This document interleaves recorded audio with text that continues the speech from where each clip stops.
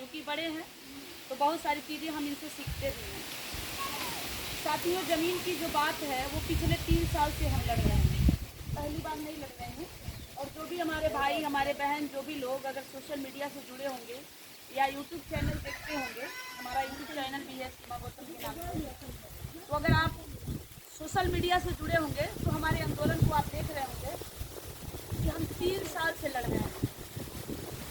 ज़मीन जो गरीब है, दुखी है, हम किसी जाति विशेष की बात नहीं कर रहे हैं कि हम एक जाति की बात कर रहे हैं। जो भी गरीब है, जिसके पास ज़मीन नहीं है, तो वो संवैधानिक अधिकार है कि उसको ज़मीन मिलना चाहिए। ज़मीन, बहुत सारे लोग ये बात करते हैं, आपके भी मन में होगा, घर में फूल रखने के लिए ज़मीन है नहीं, तो फिर 1 एकड़ ज़मीन किसी का कहाँ से मिलेगी? ये एक सवाल हो सकता है।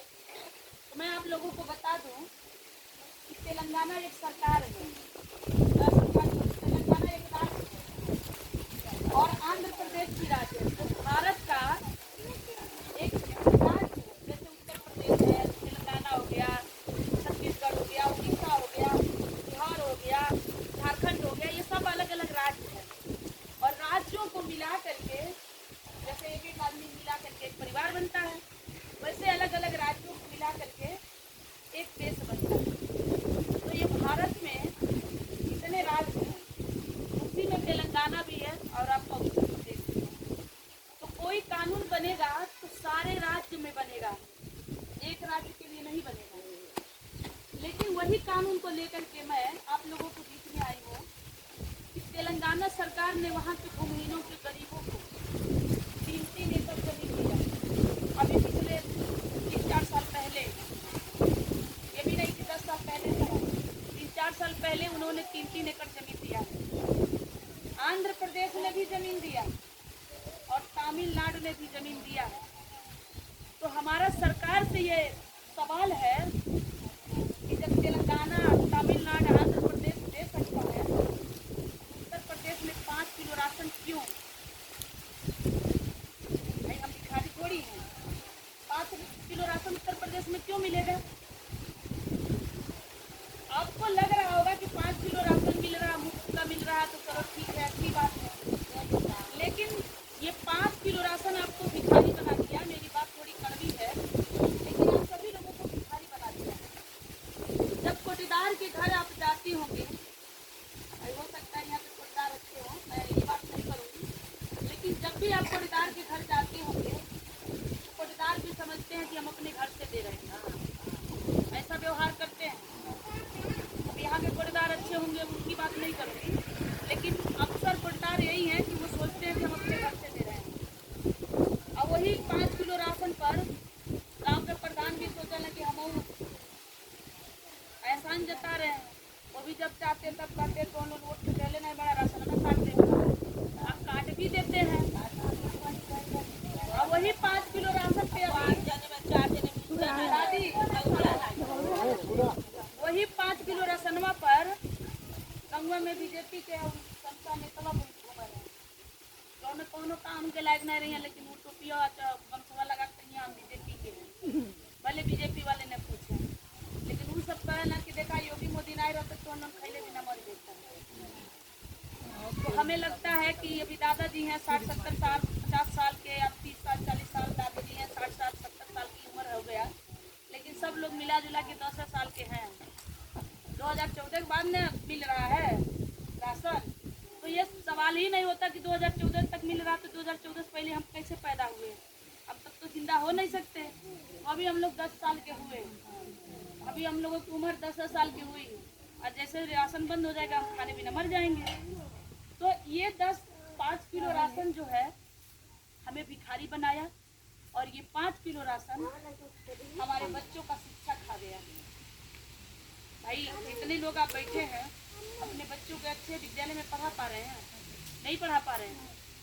1 ही 2 लोग होंगे या 4 लोग होंगे जो प्राइवेट विद्यालय में पढ़ा रहे होंगे, वो भी कैसे पढ़ा रहे हैं उनको पता होगा। थोड़ा सा भी प्राइवेट विद्यालय अच्छा है तब 500 रुपया फीस है महीना, और बड़े बात कापी किताब कलम जो भी कह लीजिए, हर 2 महीना 1 महीना पे पेरेंट्स मीटिंग वगैरह वगैरह के नाम पे लूटना वो अलग बात है। सभी लोग तो नहीं पढ़ा सकते ना, फिर भी वो पढ़ा रहे हैं, किसी तरह से पढ़ा रहे हैं, 2-4 लोग पढ़ा रहे होंगे, बाकी लोगों का सरकारी विद्यालय में बच्चे जाते हैं।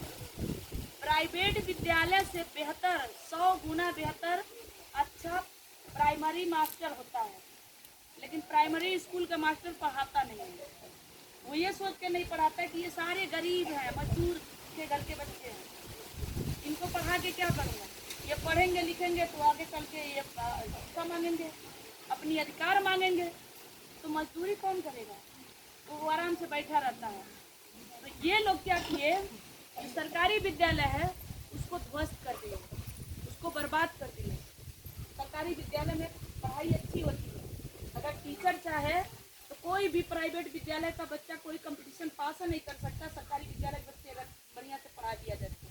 लेकिन टीचर पढ़ाते ही नहीं है, पढ़ाना ही नहीं चाहते हैं।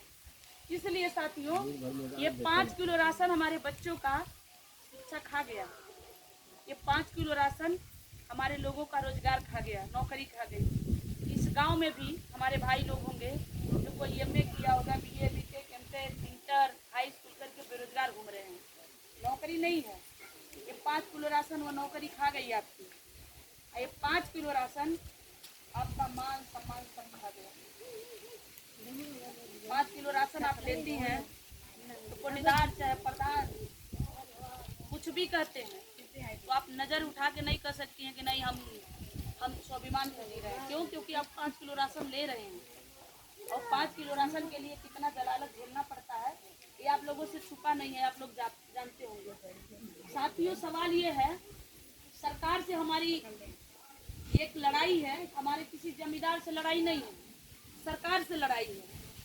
हम लोगों ने इसीलिए कहा कि जब तेलंगाना में 3 एकड़ जमीन मिल रहा है तो दर्शन क्यों दोगे, तुम अपना फ्री का सारा योजना बंद कर दो, हमारा हिस्सा जमीन दे दो, हमारा हिस्सा जमीन दे दोगे तो हम जमीन में अपने काम करेंगे, अपने जमीन में। भाई दूसरे खेत में काम करते हैं ना, तो हम अपने खेत में काम करेंगे, अपने खेत में काम करेंगे, हमारी पैदावार भी अच्छी होगी और हम अब किसी के स्वाभिमान से दिएंगे, किसी की गुलामी तो नहीं करेंगे। साथियों, अभी यही गवर्नमेंट ने बहुत सारे लोगों को ये सवाल रहता है कि ज़मीन तो है ही नहीं। अभी यही गवर्नमेंट, यही बीजेपी की सरकार ने 2021 और 22 में इन्होंने एक सर्वे कराया ज़मीन के मुद्दे पर। उस ज़मीन के मुद्दे पे जब सर्वे कराया है तो इन्होंने एक रिपोर्ट प्रेषित किया है कि उत्तर प्रदेश की बात ही छोड़िए, भारत में पूरे अभी कृषि योग्य, मैं ऊसर खाबर ऊबर खाबर की बात नहीं कर रही हूँ, जो समतल जमीन है, कृषि योग्य जमीन है, उनकी बात कर रही हूँ। कि पूरे भारत में अभी इतनी ज़मीनें हैं कि अगर भूमिहीनों को, गरीबों को बांटा जाए तो एक परिवार के हिस्से में 3.5 एकड़ जमीन आएगी। तो हम तो 1 ही एकड़ मांग रहे हैं, तो उनको 1 एकड़ दे दो। साथियों, जब हम 17 दिसंबर 2022 में एक आंदोलन किए गोरखपुर में लाखों लोगों को लेकर के, तो उस आंदोलन में जब आंदोलन खत्म हुआ तो माननीय सरोज कुमार निराला जी, जिनका नाम ले रहे हैं, जिनकी अगुवाई है आंदोलन की, जिनकी एक सोच है समाज को ज़मीन दिलाने के लिए, समाज को शिक्षा, चिकित्सा, रोजगार दिलाने के लिए, उनके घर को सीज कर दिया सरकार ने।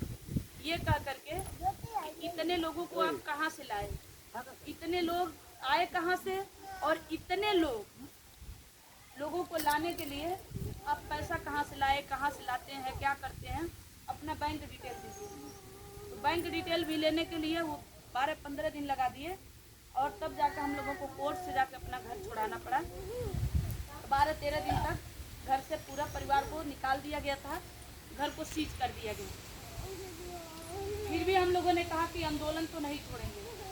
17 मार्च 2023 को हमने आंदोलन किया, फिर एक दिवसीय धरना प्रदर्शन किया कमिश्नर कार्यालय पर। तो जब कमिश्नर कार्यालय पर हमने धरना प्रदर्शन किया तो दूसरे दिन हमारे घर पे छापा मरवा दिए। उनको लगा कि बड़ा वाला खजाना हमारे घर पे छुपा होगा, तो वहाँ भी कुछ नहीं मिला। तो नहीं कुछ मिला। अभी जब हम लोगों ने जब 17 मार्च को अभी जब आंदोलन किए तो हम लोगों ने तभी हम लोगों ने ये प्रण किया था उस आंदोलन में कि इस बार अगर हम आंदोलन करने आएंगे तो खाली हाथ जाएंगे नहीं। तब तक नहीं जाएंगे जब तक हमें ज़मीन की कागज मिल नहीं जाता, या कोई जब जिम्मेदार अधिकारी आके ये नहीं कहता कि ज़मीन कब तक मिलेगी। ये हम लोगों का प्रण था। तो अभी जो बीता है 10